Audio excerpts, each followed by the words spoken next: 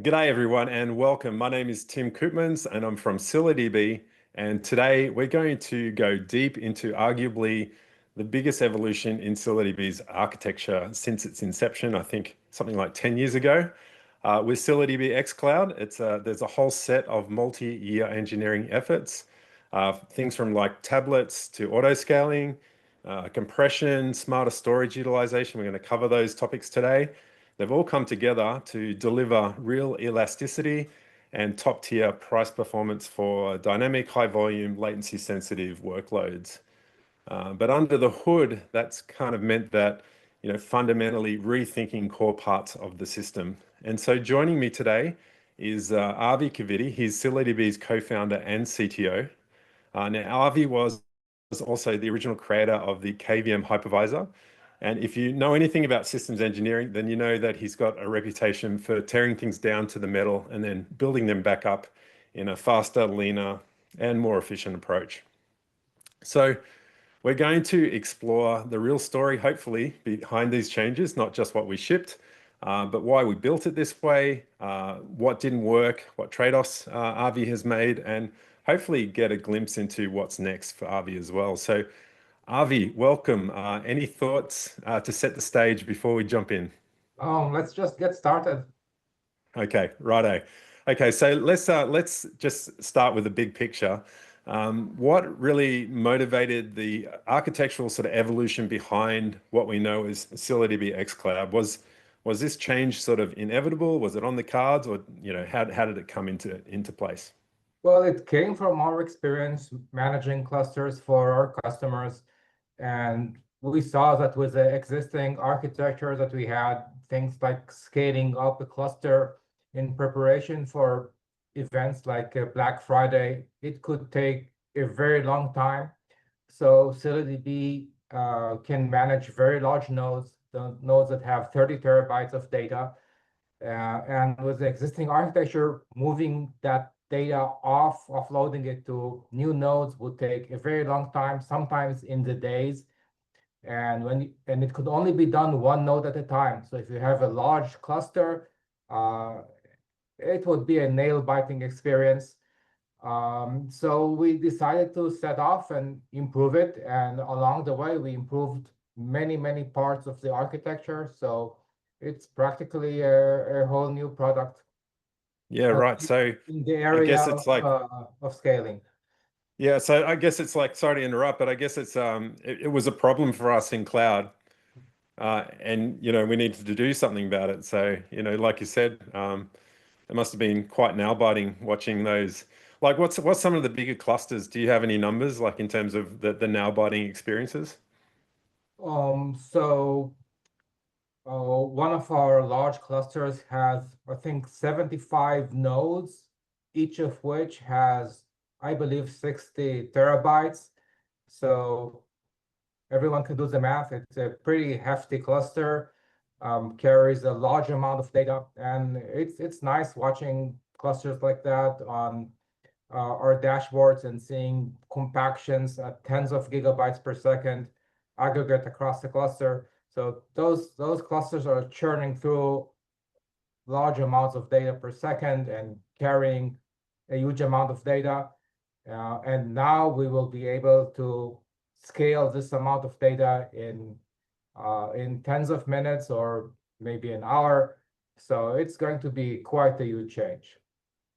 That's fantastic. And we'll get into tablets, I guess, but while we're still sort of thinking big picture stuff, when you think about sort of dynamic, or it sounds like storage bound perhaps workloads today, um, what are other databases getting wrong in this space, and like how did that then lead you on to what we'll talk about tablets shortly? Like how did that come about? Yeah, well, saying other databases it's a huge area because there are hundreds of databases. And we can say about our heritage, we came from the Cassandra model, and the basic problem there was a static distribution of data. So um, the node layout determines how data is distributed, and as long as you don't add or remove nodes, it stays static. So you have no flexibility. And in addition, the focus was on having availability over consistency. And that led to not having a central point for managing the topology. And as part of that, you could only do one node change at a time because there was no coordinating authority. So one of the changes, the first changes that we made was adding a coordinating authority in the form of Raft. So we moved from topology managed by gossip, which really puts a responsibility for managing the cluster on the operator. We moved it to a Raft group to centralize the management. And there's the old proverb that anything in computer science can be solved with another layer of indirection. And tablets is more or less that. We inserted a layer of indirection where instead of having a static distribution of data to nodes, it goes through a translation table where each range of rows gets mapped by a tablets table. It gets mapped to a different node. And by manipulating the tablets table, we can redirect small packages of data. Well, small here means 5 gigabytes, but for us, it's pretty small. We can redirect at the granularity of 5 gigabytes to any node and any CPU on any node. So we can just move around those packages at will. And those packages are moved at the line rate. So there's no problem to fire away those at gigabytes per second across the cluster. And that gives us the ability to rebalance data on a cluster or add and remove nodes very quickly. Okay, so Avi, you've talked about tablets and Raft there, which I'm sure people are very interested about. But just if people listening don't already know, tablets are really like a new ScyllaDB abstraction, I think you said. Was it an abstraction that breaks those tables into independently managed units? And I think you said 5 gigabyte sizes. That's configurable, or that's It's just the default? configurable, but I recommend not playing with it. So Yeah. normally it will breathe between 2.5 gigabytes and 10 gigabytes. So it will, when it reaches 10 gigabytes, it will trigger a split, which will bring it back to 5 gigabytes. So each tablet will be split into two. And if it goes down to 2.5 gigabytes, it will trigger a merge, which will merge two halves of tablet into one larger tablet, and again, bringing it back to 5 gigabytes, and it will try to keep it in that range. Right. So, and there's heaps of documentation available on our doc site about this.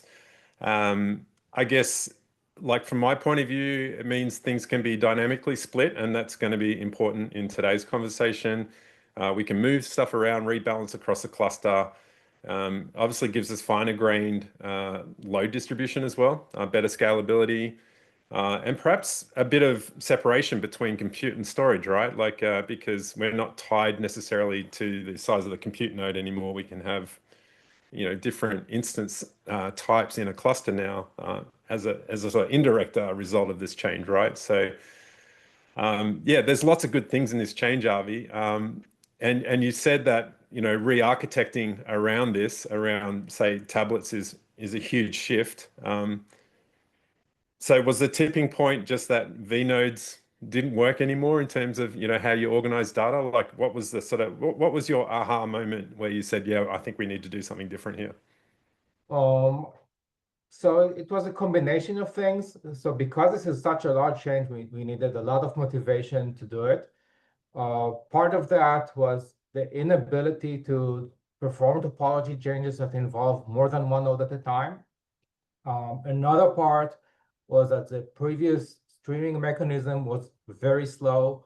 And yet another part is that because the streaming mechanism was so slow, we had to scale well in advance of exhausting the storage on a node. And that required us to leave a lot of free space on a node, and that is wasteful.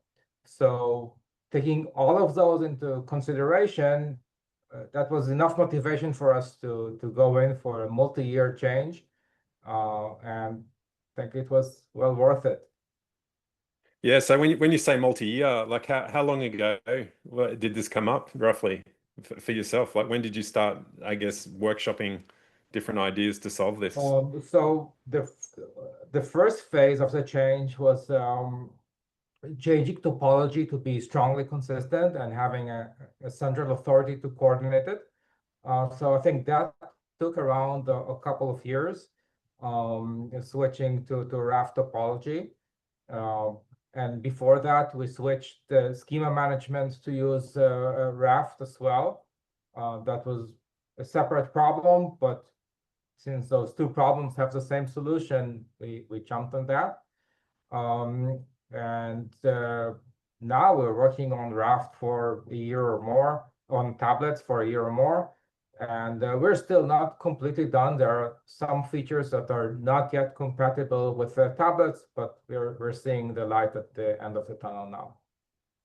Yeah, so and those features are things like, secondary indexes, materialized views. That's what you're talking about, yeah, in terms Yes, of those are now more or less done, and yeah. there are lightweight transactions and change data capture that are still in progress.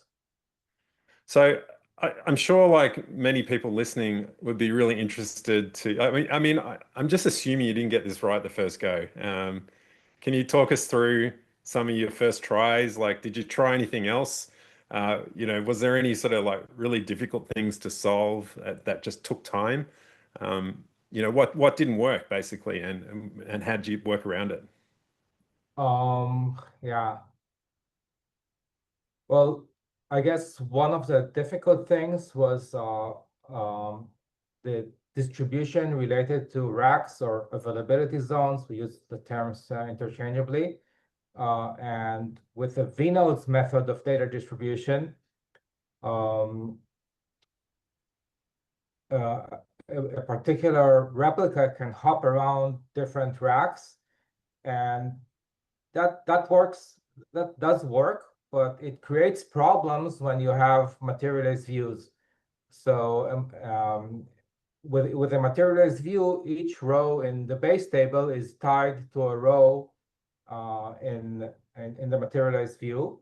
And if the relationship between which replica on the base table owns the row on the materialized view, if that changes, that can cause problems with data consistency. Yeah, So we struggled with that a lot until we came to a solution of just forbidding having replication factors that is different from the number of racks or availability zones. And that simple change solved a lot of problems.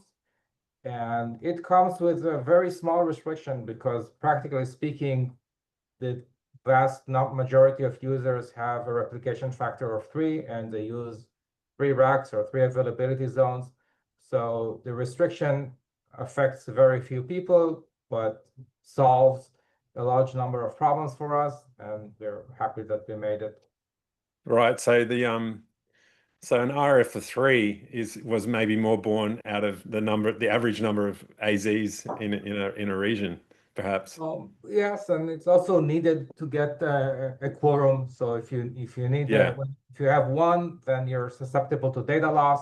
If you have two, then you do not have a majority. And three is the smallest number that allows you to have a majority in case of in case one node fails. yeah, yeah. So and like RF2 would be about the lowest we would go, right? In terms of, I don't think, can you do that on cloud, on xCloud? It's the Yes, default is 3, isn't it?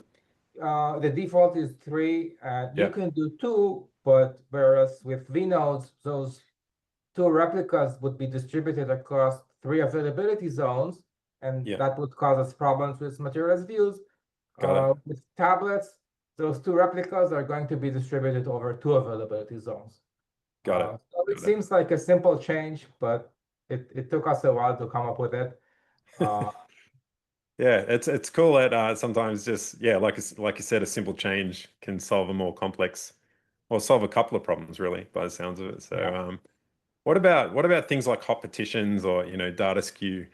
I know in tablets, you could get obviously you can get hot partitions, data spread unevenly across the nodes or across the token ranges, which I guess is more static and coarse grained. But with tablets, is there any improvement there? Like, does it help protect or isolate sort of hot partitions in better because they're smaller chunks, or have I got that wrong?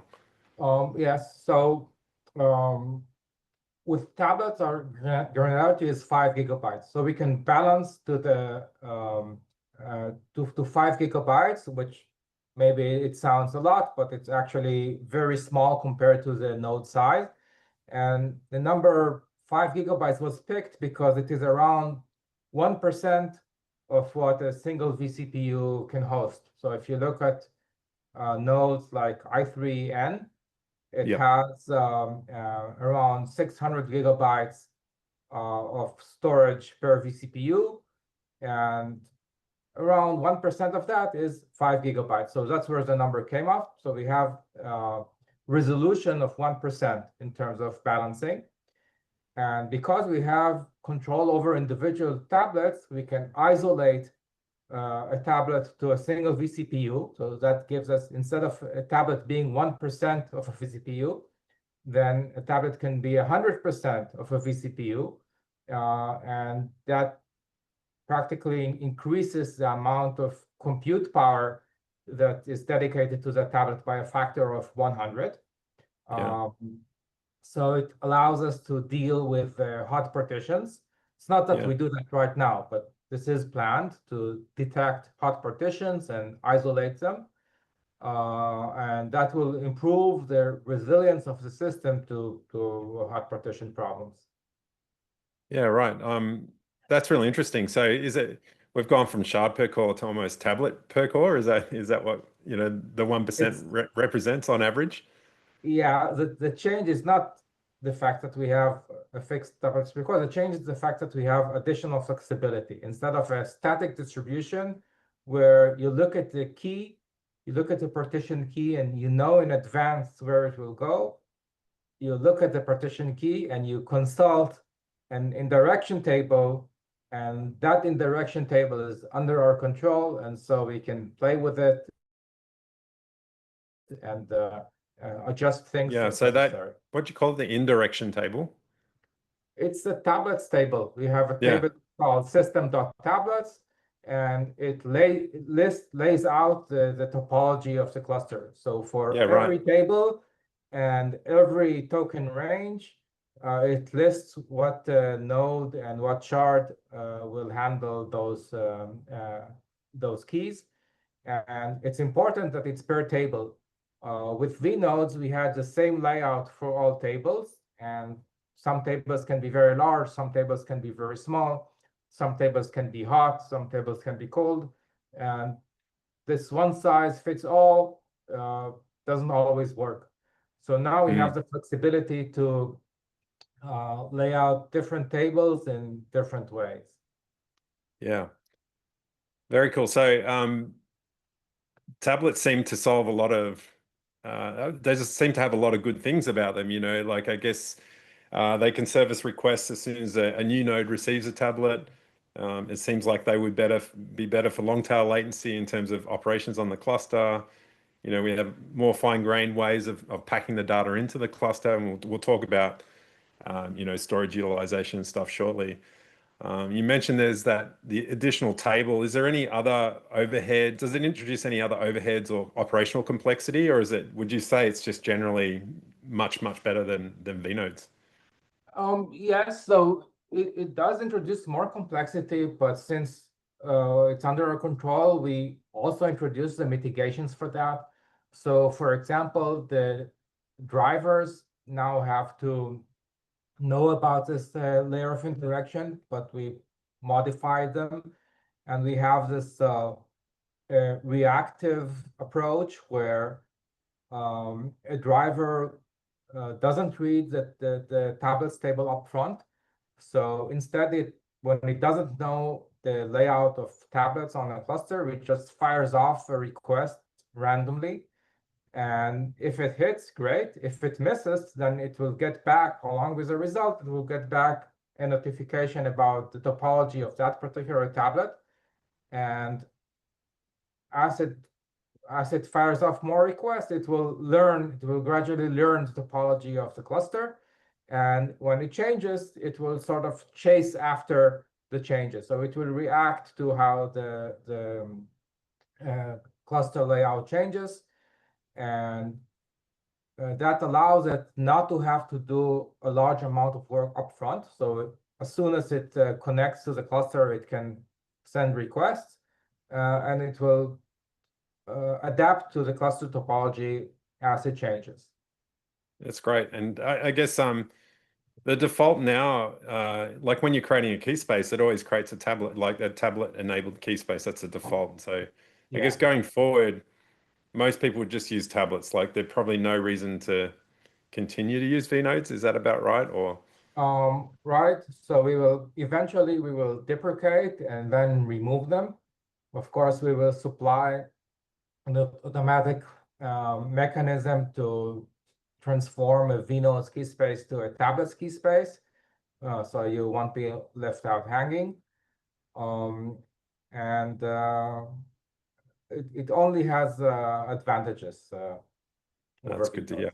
I feel like we could spend the whole hour talking about tablets, but I should move us on to our other topics. Auto scaling is another big ticket item, at least on the marketing website.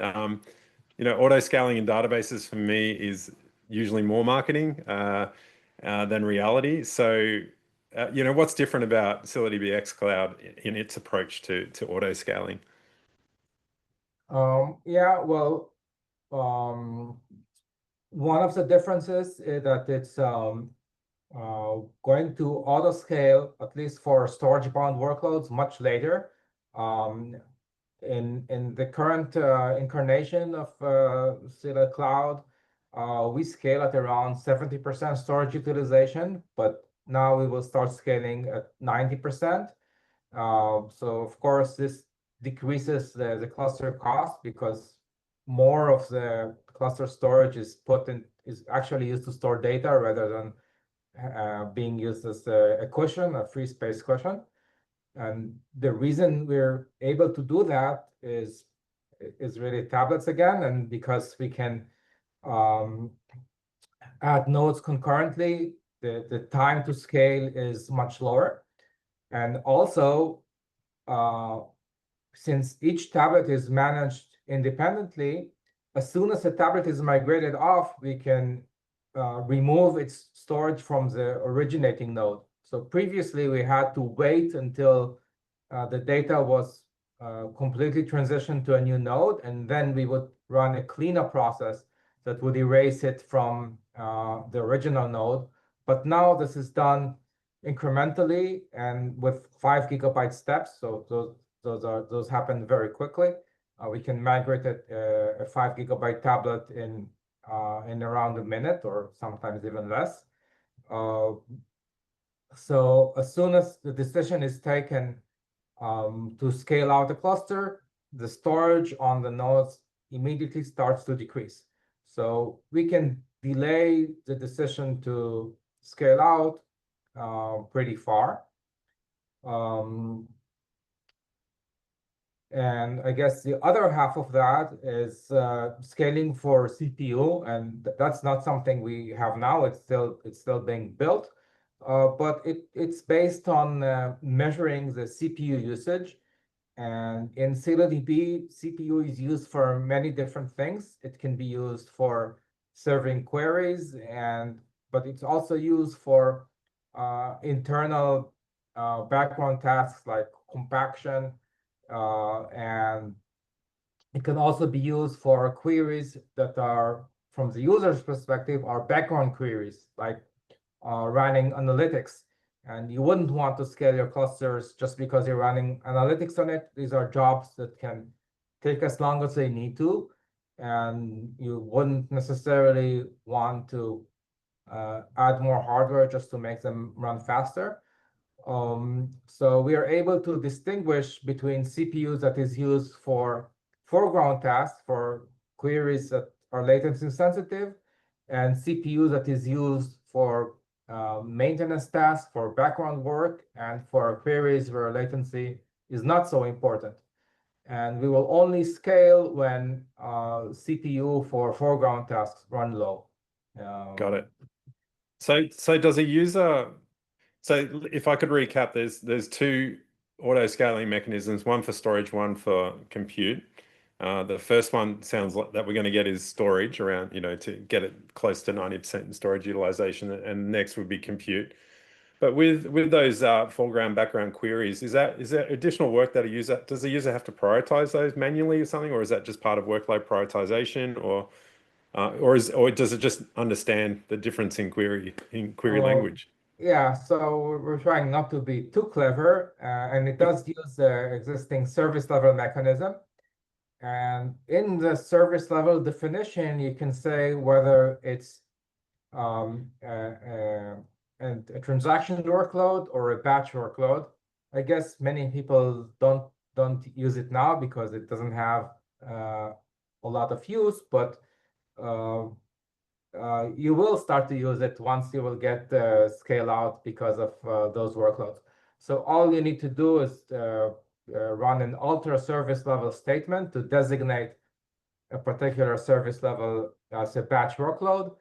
And once you do that, then the cluster will not scale because that service level needs more CPU, and it will only scale if your real-time queries are running out of CPU. Got it. That's pretty cool. So I guess in my experience with auto scaling technology, around AWS, let's say, it's normally it's quite primitive. You set a minimum level, a maximum level, maybe some window that it can, take the event and create a trigger to scale. This sounds like a little bit more sophisticated, or is it kind of the same premise? Like we set min max and let it figure out the rest. So it's more or less the same, but we're doing the measurement a little more carefully. So instead of just looking at CPU, it's pretty normal to see a ScyllaDB cluster running at 100% CPU. But that 100% CPU, part of it is going for your workload, and part of it is going towards maintenance and you like compaction. And you don't want to trigger scaling just because the cluster is utilizing idle CPU power to do background work. So we track every cycle. We can assign it to either being a foreground query or background work, and we make the decision based on that. But the actual decision, we're trying not to make it too clever than it needs to be. So things can easily go out of whack and scale out too far, and then I mean it works, but the bill at the end of the month is not going to be pretty. So we're trying to keep it simple. Yeah, keeping it simple. So I guess that answers my next question, which was, how do you avoid that classic, flapping or sort of overreacting, underreacting to the input load, but it sounds like you've got additional heuristics, above and beyond just CPU monitoring.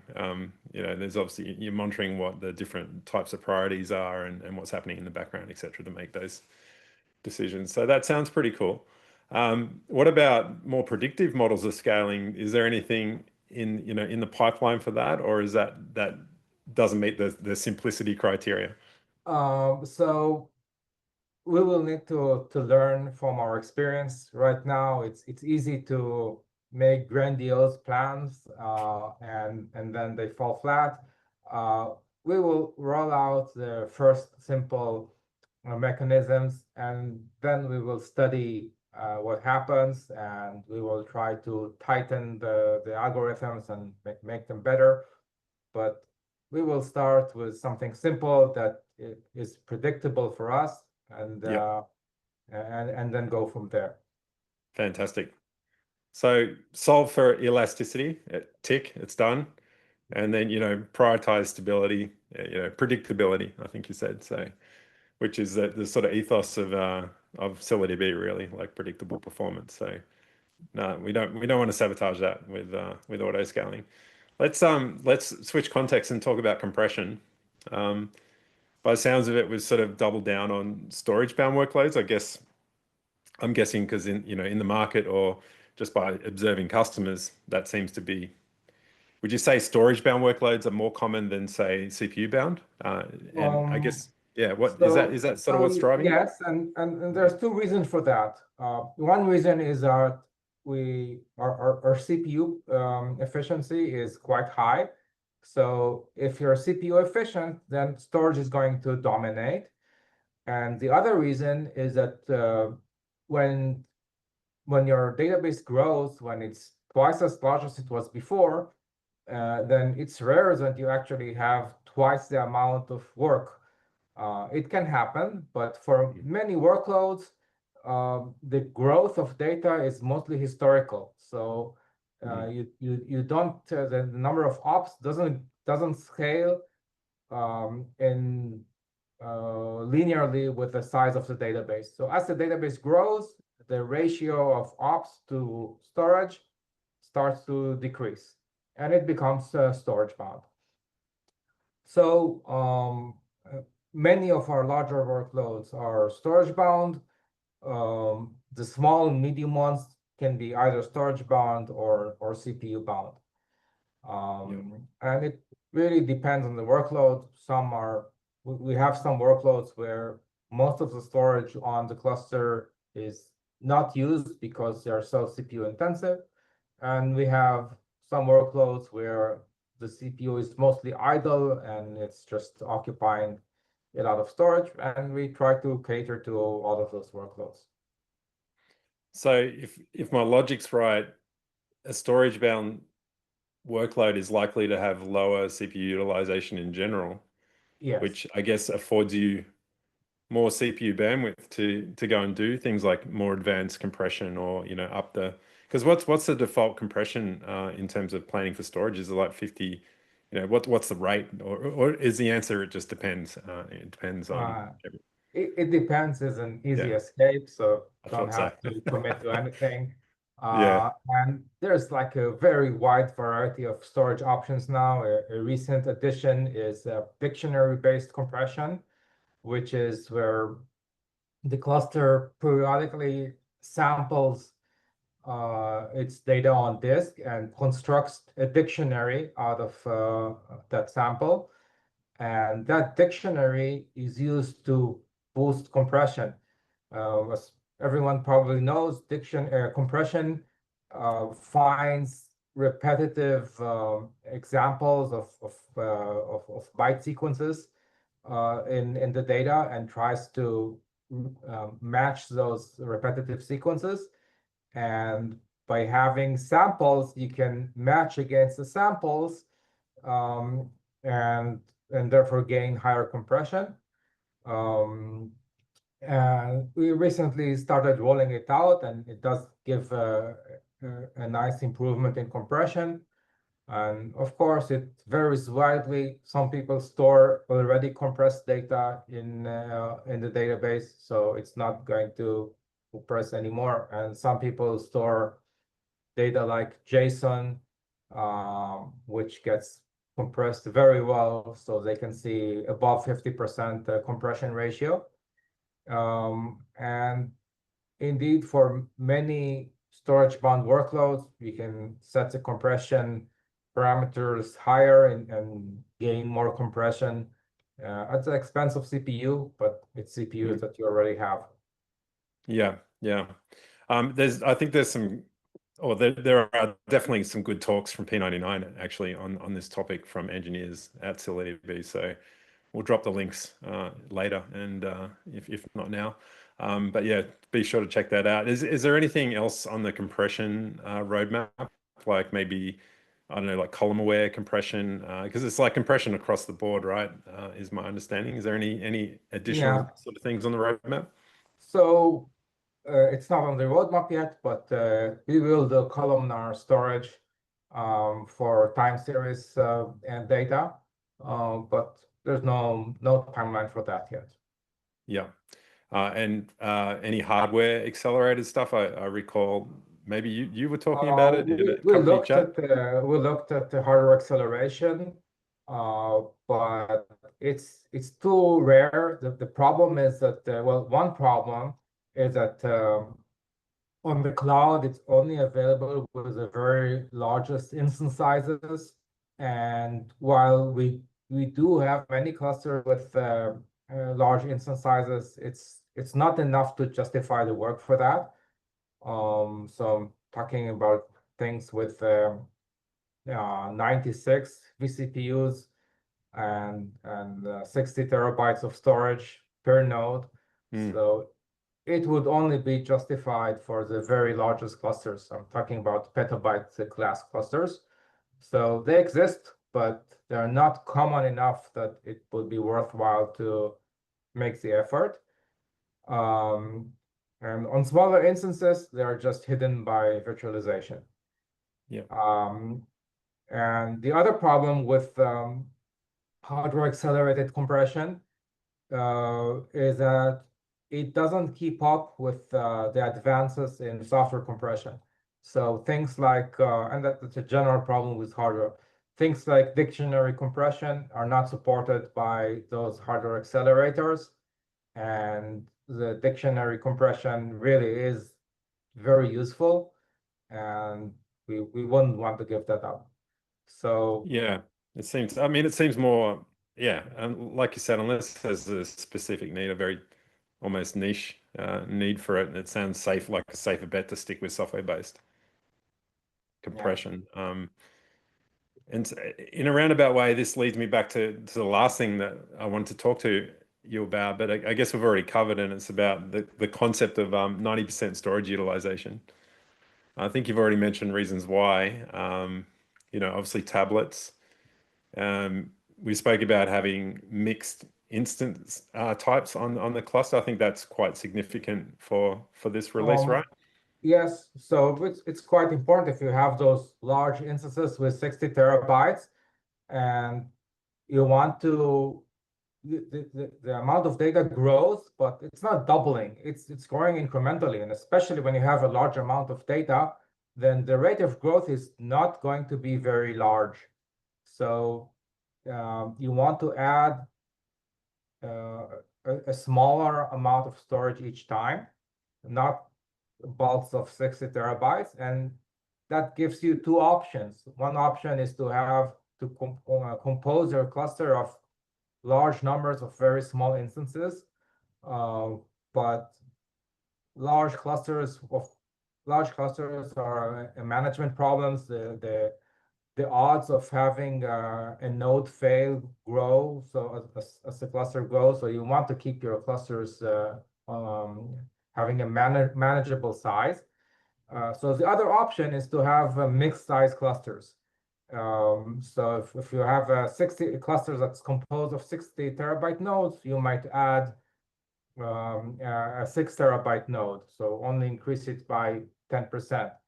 And as the amount of data grows, you replace those nodes with larger nodes until you go back to having a cluster that is full of the largest node size.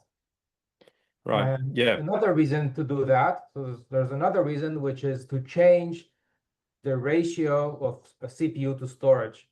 So typically a cluster will use nodes that have a large disk to CPU ratio, so a large amount of disk and a small amount of CPU, because those would be storage bound clusters.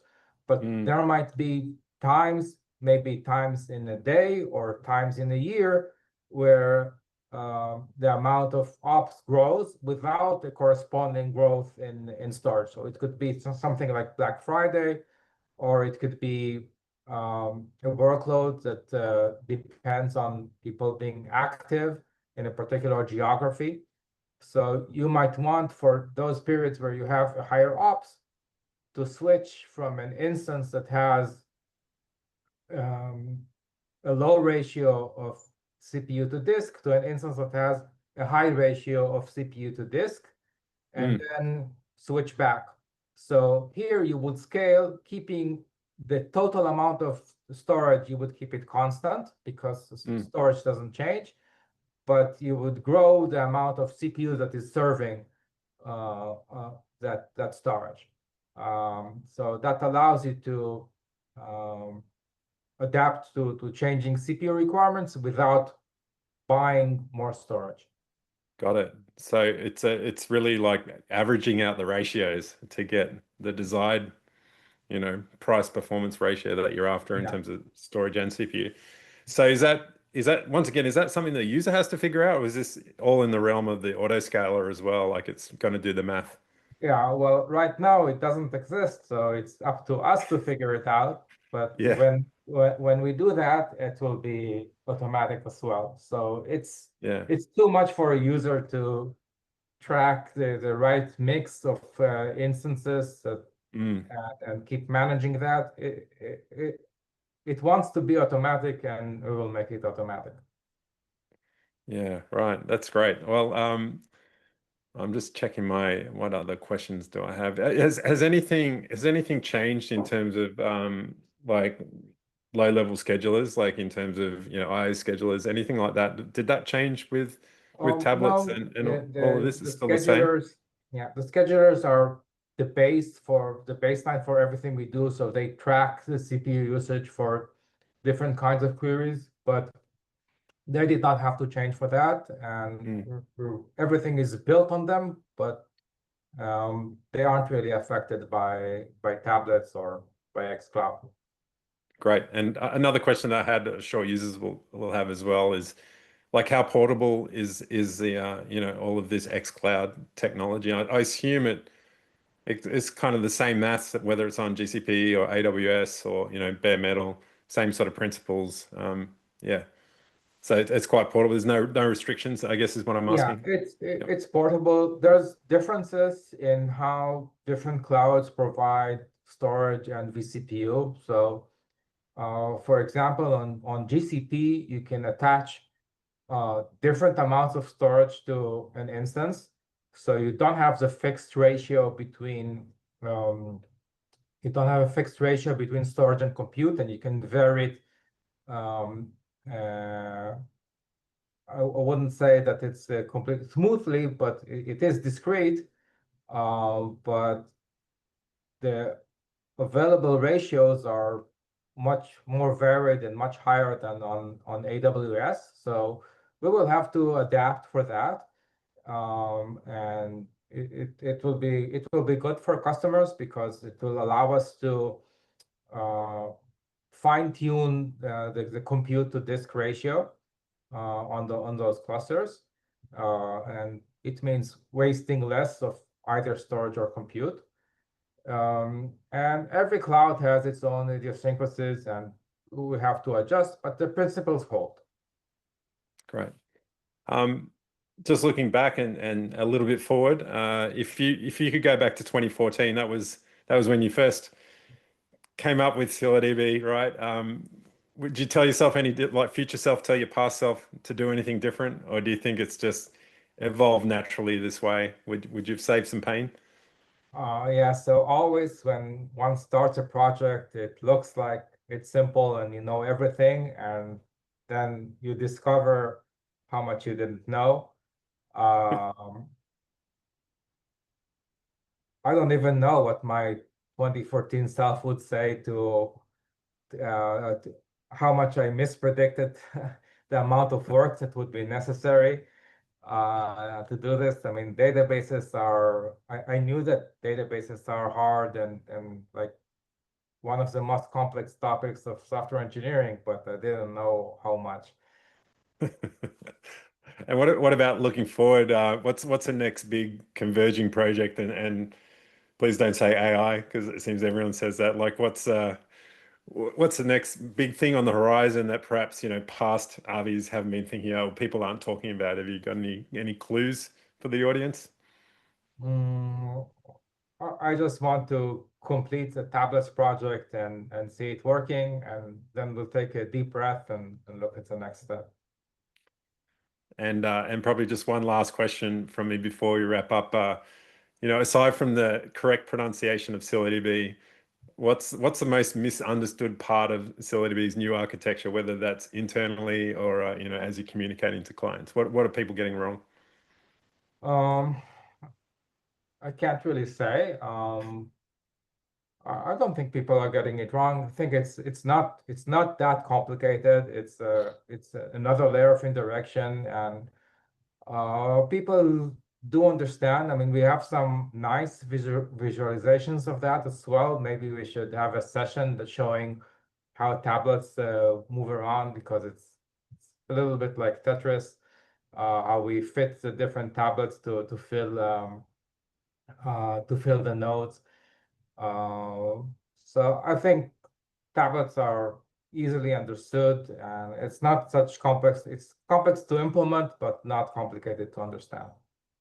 Yeah, I agree. I think it makes a lot of sense. It feels like it's solved a lot of problems as well, and so it's really exciting to see it as part of xCloud. So I'll just advance my slides. Oh, we don't want to do that. There we go. Um, so that's a wrap. Huge thank you, Avi, for taking us behind the curtain on what's really powering ScyllaDB X Cloud. I think we've covered a lot. The shift to tablets, real-time auto scaling sounds like work to do there, and how we're pushing storage utilization to 90%, and also why you sort of double down on the compression for those storage-bound workloads makes a lot of sense. I think if there's one takeaway, it's that none of this was accidental. It's the result, by the sounds of it, of years of deliberate design choices going back to 2014, Avi. Constant iteration and a clear vision for what modern databases should look like in the cloud era. So if you're running dynamic workloads, or you're trying to get more out of your hardware, or you just want to think or rethink how your database behaves under pressure, we'd love to show you what ScyllaDB X Cloud can do. That's all we have for today. Once again, big thanks to Avi. Thank you for joining us. And if you have any follow-up questions or want to dig deeper, don't hesitate to reach out. See you next time. Thanks, Avi.